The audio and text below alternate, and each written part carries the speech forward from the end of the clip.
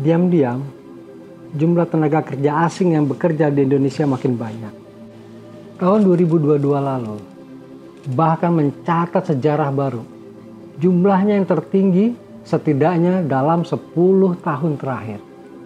Menurut Kementerian Tenaga Kerja, ada 111.537 warga negara asing yang bekerja di Indonesia. Jumlah tertinggi di tahun 2019 yang sebanyak 109.546 orang sudah terlampaui oleh tahun 2022. Ini yang resmi tercatat. Yang nggak resmi, seperti kasus di Bali, banyak warga negara asing kerja, bahkan bisnis sewa motor nggak dihitung. Dan pemerintah tenang-tenang saja, walaupun pengangguran masih lebih dari 8 juta orang di Indonesia. Tapi urusan pakaian bekas impor yang hanya 4 miliar rupiah, dari presiden sampai menteri tampak panik. Padahal nilai perdagangan pakaian kita triliunan. Lalu kenapa tidak panik dengan urusan tenaga kerja?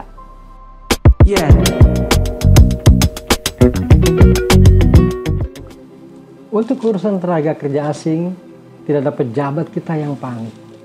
Beda dengan kasus pakaian bekas yang seuprit. Dari presiden sampai menteri, semuanya teriak, seolah-olah ada bencana besar. Padahal, kasus tenaga kerja asing ini merupakan yang tertinggi dalam 10 tahun terakhir. Mungkin saja dalam sejarah kita. Pada saat bersamaan, jumlah pengangguran di Indonesia masih lebih dari 8 juta orang. Bahkan jumlah orang miskin pun bertambah. Sebagian besar tenaga kerja asing yang mencari nafkah di Indonesia ini berasal dari Cina. Jumlahnya sekitar 52.000 orang dari 111.000 tenaga kerja asing di tahun 2022. Jadi, hampir separuh tenaga kerja asing berasal dari Cina.